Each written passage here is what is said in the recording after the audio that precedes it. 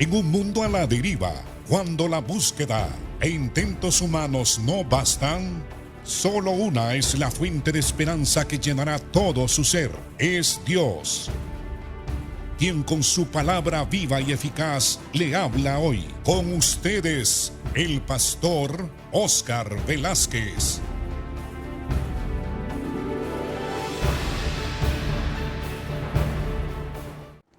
Dios les bendiga, amados. Continuamos estudiando el libro de Romanos.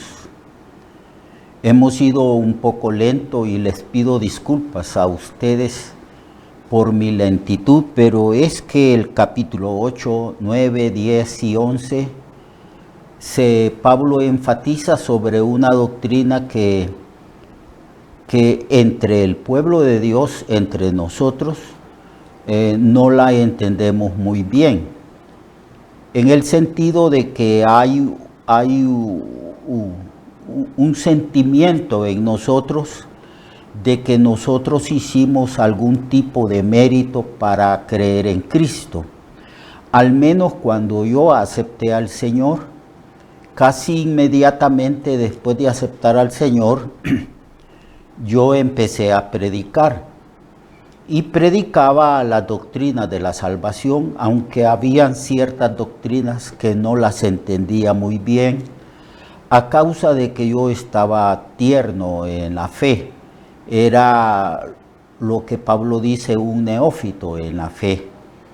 Ya ahora tengo más de 55 años de estar predicando. Pero siempre tuve la impresión, amados hermanos, de que la fe que yo ejercí en recibir a Cristo era una fe propia, una fe que surgía de mí. No entendí que Dios estuvo tratando conmigo aún antes de que yo creyera, que no entendía que el ministerio del Espíritu Santo consistía en buscar a aquellos que Dios había elegido desde antes de la fundación del mundo y los había predestinado para ser hechos a la imagen de Jesucristo. Eso no lo tenía muy claro. Así que cuando Jesucristo dijo que convenía que Él se fuera al cielo, porque si Él se iba al cielo iba a enviar otro consolador, alguien semejante a Él, y que el ministerio del Espíritu Santo que iba a ser enviado por el Padre y por Jesucristo consistía en venir al mundo para convencer al mundo de pecado por cuanto no creían en Cristo, de justicia por cuanto yo voy al Padre y no me veréis más, y de juicio por cuanto el príncipe de este mundo, es decir, Satanás, ha sido ya juzgado. Esas cosas yo no las tenía muy bien, no las tenía claro. Pero a medida de que yo fui profundizando en la doctrina del nuevo nacimiento o de la regeneración y comprendiendo en qué consistía la regeneración, entonces entendí que no había mérito en mí y que aún la fe que yo había ejercido en la persona de Cristo para ser salvo era un don de Dios. Eso yo no lo tenía muy en claro, tampoco tenía muy en claro el hecho de la depravación del pecado de la raza humana. Yo creía que en cierta medida nosotros podíamos ejercer una fe y tener un criterio propio de que convenía recibir a Cristo o creer en Cristo, pero que ese criterio surgía de mí mismo.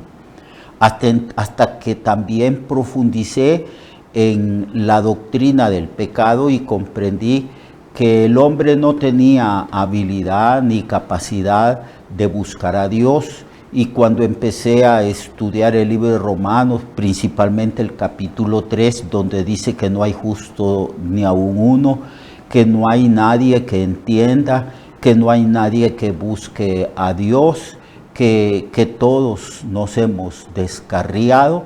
Y cuando busqué otros textos en las Escrituras, como textos en Efesios donde dice que nosotros estábamos muertos en delitos y pecados, que nuestra mente no era capaz de entender y de comprender las cosas espirituales, porque estas cosas tenían que ser discernidas espiritualmente.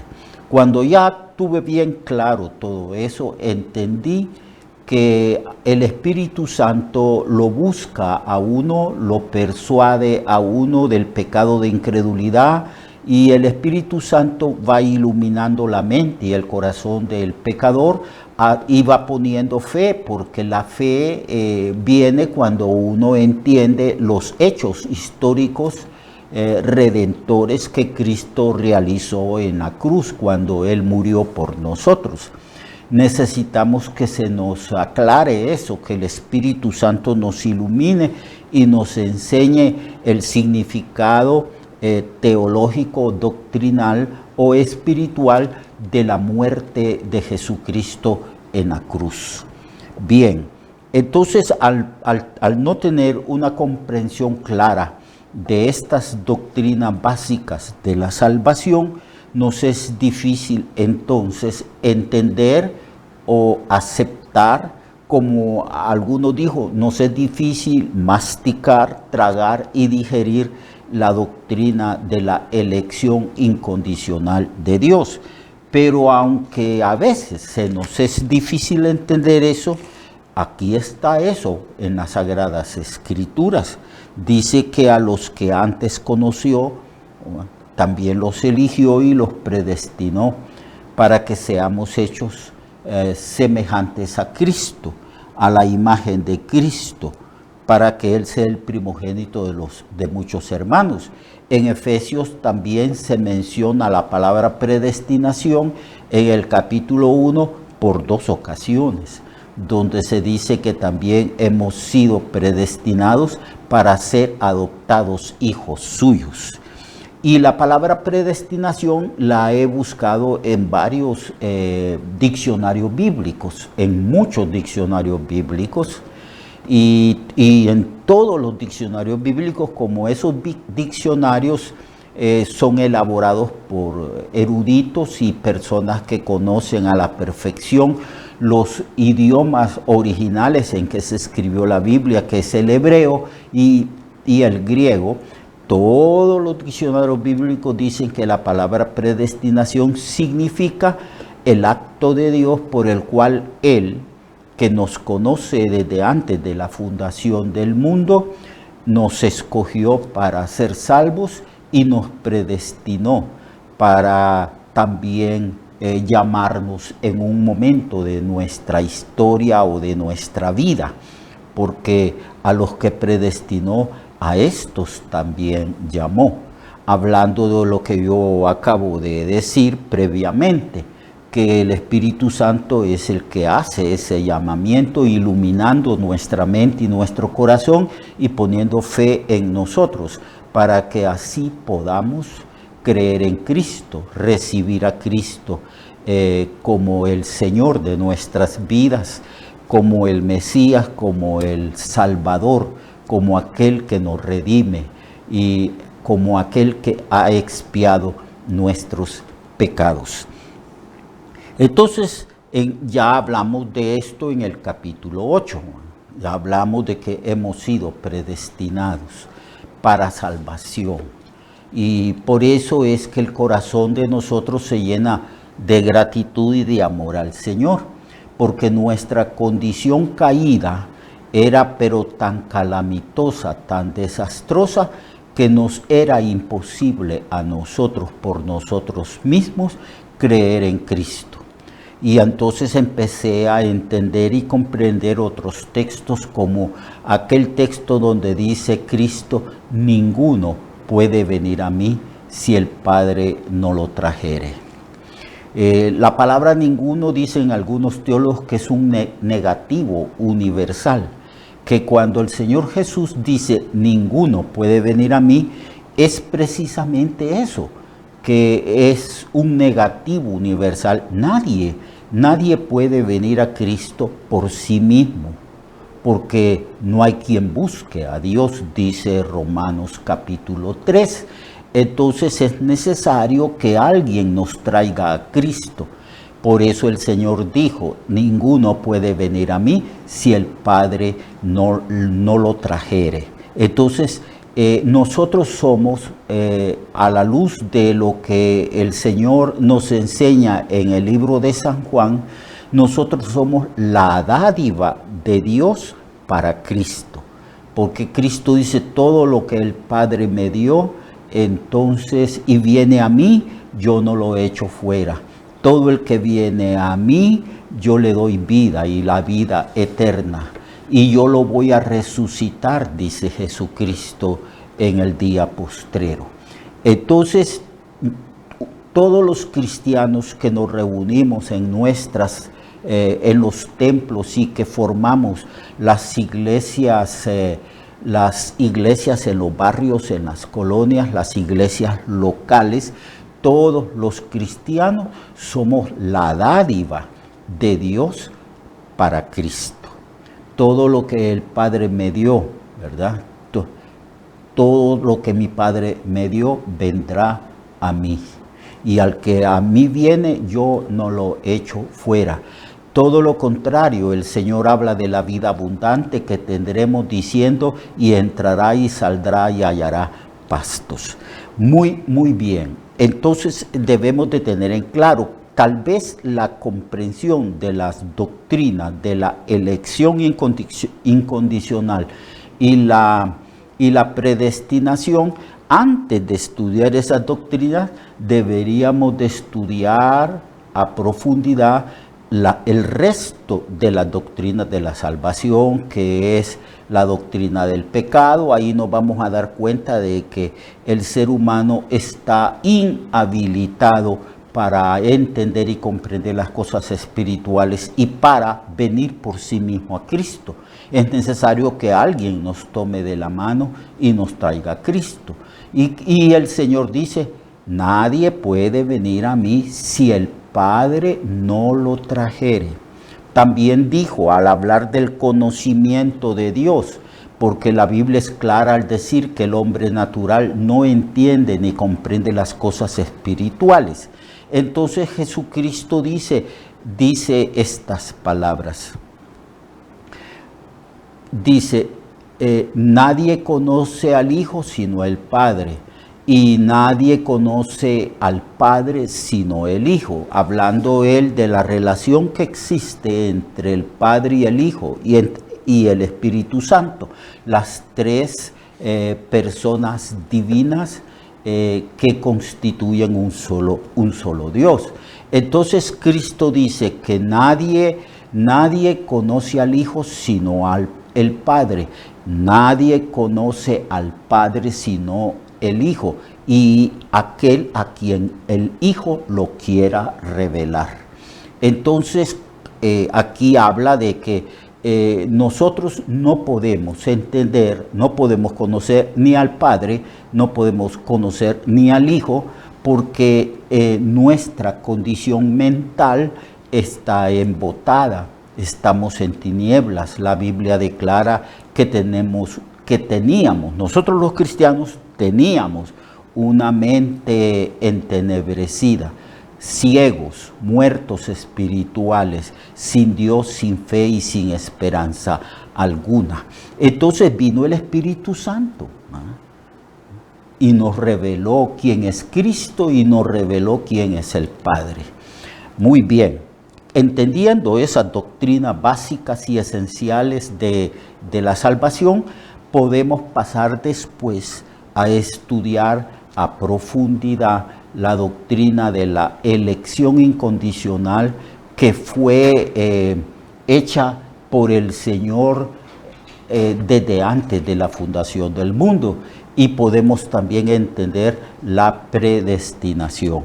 Si usted observa cuando lee la Biblia, encontrará que desde el Nuevo Testamento, bueno, desde el Antiguo Testamento, pero observará, si quiere saber todo lo relacionado con la vida cristiana, en el Nuevo Testamento usted va a observar o a leer que constantemente se nos llama a nosotros los elegidos, los escogidos de Dios, porque es Dios quien nos elige, es Dios quien nos escoge. No me elegiste vosotros a mí, dijo el Señor. Eso ya lo he repetido varias veces cuando estoy en el transcurso de este estudio. No me elegiste vosotros, dijo el Señor. Y eso es bien cierto. Eso se aplica a todo cristiano, a toda persona que es salva por la fe en Cristo. No fuimos nosotros los que elegimos a Cristo. Cristo nos eligió a nosotros. Y esa elección es desde antes de la fundación del mundo. Y se llevó a cabo a efecto en el momento en que nosotros creímos en Cristo, por la obra de la regeneración del Espíritu Santo que estuvo tratando con nosotros y que también sigue tratando con nosotros, porque la santificación, la madurez, la sabiduría, todo lo relacionado con la salvación depende de Dios. Es el Espíritu Santo obrando en nosotros desde un principio hasta el fin. Por eso en la Biblia dice que la salvación es de Jehová, es de Dios. Y los teólogos repiten una y otra vez que la salvación es de Dios. Y Pablo en la introducción del libro de Romanos dice que la justicia de Dios se revela por fe desde un principio hasta el fin. La Reina Valera dice por fe y para fe. En otras versiones dice por fe desde un principio hasta el fin. La obra del Señor. Muy bien. Entonces hemos pasado ahora al capítulo 9 del libro de Romanos, donde Pablo habla de los privilegios que tuvo el pueblo de Israel, que los patriarcas le pertenecen a la raza israelita, que Dios hizo un pacto con ellos y les dio promesas también a ellos, y que les enseñó cómo rendirle culto a ellos, porque fue la única raza, o sea, el único país de todos los países y razas que habían en el mundo que podían acercarse a Dios de una manera correcta, porque Dios les había enseñado cómo adorarle a Él. Y entonces por eso Pablo dice que el culto, los patriarcas, la ley, las promesas, la palabra de Dios fueron grandes privilegios que recibió el pueblo de Israel. No obstante, el pueblo de Israel rechazó a Jesucristo. Lo rechazó y lo crucificó. Y ese es un hecho histórico. Así que entonces surgían las preguntas. Bueno, si Israel recibió tantas promesas, incluso la promesa de que vendría un rey universal, el Mesías, que salvaría a la nación. ¿Por qué entonces cuando este rey apareció lo rechazaron y lo crucificaron? Entonces, ¿será que la palabra de Dios ha fallado? ¿Será que Dios no pudo cumplir sus promesas? Y entonces Pablo dijo, no, Dios cumple sus promesas. La palabra de Dios es infalible y es verdadera. Dios no falla, la palabra de Dios no falla. Entonces Pablo trata de explicar en el capítulo 9, 10 y 11 la incredulidad del pueblo de Israel. Entonces dice Pablo que no son israelitas todo el grueso y la raza de israelitas. Pablo trata de explicar que no son verdaderos hijos de Dios espirituales todos los que han salido de los lomos de Abraham, sino que Dios ha ido también eligiendo, escogiendo, descartando a unos y y eligiendo a otros. Entonces habla que descartó primero a Ismael, porque es un hecho histórico, es claro que Ismael es hijo de Abraham. Y entonces Dios descartó a Ismael. También descartó después Abraham tuvo una concubina llamada Cetura y tuvo 6 hijos varones con Cetura. Y también esos hijos varones no fueron tomados en cuenta, no fueron elegidos como aquella línea espiritual de ascendentes de Abraham, del cual iba a venir el Cristo. Ellos fueron descartados. Así que tenemos tenemos a Ismael, tenemos los 6 hijos varones de Cetura y entonces Dios elige al hijo de la promesa, porque Dios le había dado promesa a Abraham diciendo: en Isaac te será llamada descendencia, y le dijo a Sara y a Abraham: de aquí al tiempo de la vida Sara tendrá un hijo. Entonces Pablo dice que Dios escogió, siempre tuvo un remanente de personas que iban a creer, iban a ser salvos, que no todos los israelitas, por el simple hecho de ser descendientes de Abraham, eran salvos, no de ninguna manera, ¿verdad? Entonces Pablo trata de explicar cómo es que Dios elige, y usa también el ejemplo de Esaú y también de Jacob, y que los eligió antes de que ellos hicieran el bien y el mal, y antes de que nacieran, y escogió a Jacob y desechó a Esaú. Y también habla de la elección, que Dios tiene derecho de tomar a cualquier persona para usar a esa persona para que su plan, su propósito y su designio se lleve a cabo. Y también entonces toma el ejemplo del rey de Egipto, el faraón. Ahí nos quedamos. Así que mañana vamos a seguir adelante. Después de este resumen, vamos a seguir adelante, donde Pablo nos va explicando cómo Dios tiene el derecho, el poder, la autoridad de elegir a los seres humanos, unos para salvación y a otros para que sus planes se cumplan según su designio.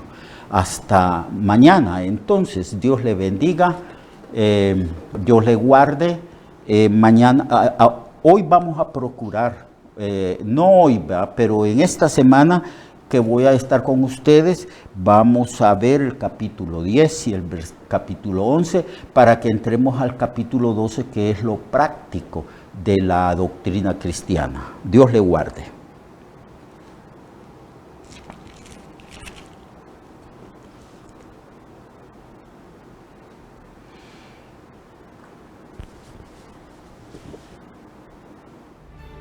Recuerde que su vida puede cambiar y mejorar, porque la palabra de Dios es viva y eficaz, y más cortante que toda espada de 2 filos. Hebreos 4:12.